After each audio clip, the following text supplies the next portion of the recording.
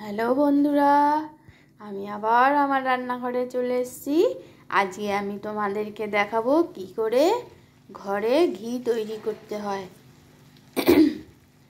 আশা করি তোমরা সবাই ভালো আছো, আমিও ভালো আছি। আজকে আমি তোমাদের ঘিয়ের এগুলো কি তোমাদের বলছি। আমি বাড়িতে গোয়ালার থেকে দুধ রাখি, আর সেই দুধটা জাল দিয়ে ওপরে যে সরটা পড়ে সেই সরটা তুলে তুলে রেখে রেখে আমি ফ্রিজে রেখে দিই। বাইরে রেখে দিলে তো নষ্ট হয়ে যাবে, এই জন্য ফ্রিজে রেখে দিই। তোমরাও ফ্রিজে রেখে দেবে।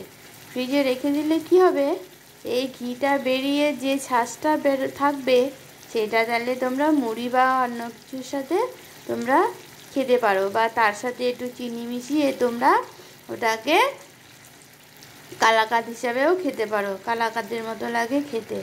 আর যদি তোমরা বাইরে রেখে দাও তাহলে ওটা পচে যাবে, আর ঘিটা বেরোনোর সময় বীভৎস গন্ধ বেরোবে, আর ছাঁচটাও তোমরা খেতে পারবে না, কীরকম তেতো তেতো স্বাদ হয়ে যাবে।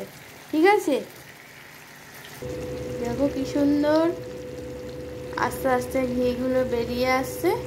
আস্তে আস্তে এই দুধের সরের এই ছাইগুলো আস্তে আস্তে লাল হয়ে যাবে, আর তেলটা বক বক করে বেরিয়ে আসবে।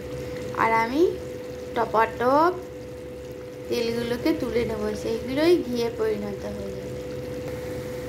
দেখো কত তেল বেরিয়েছে, একদম হলুদ যা চকচকে ঘি বেরোচ্ছে, দেখেছো?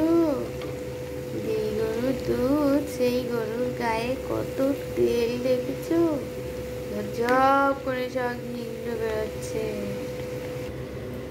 দেখো বন্ধুরা, আমার ঘি 1 টিফিন কারি বেরিয়েছে, দেখেছো?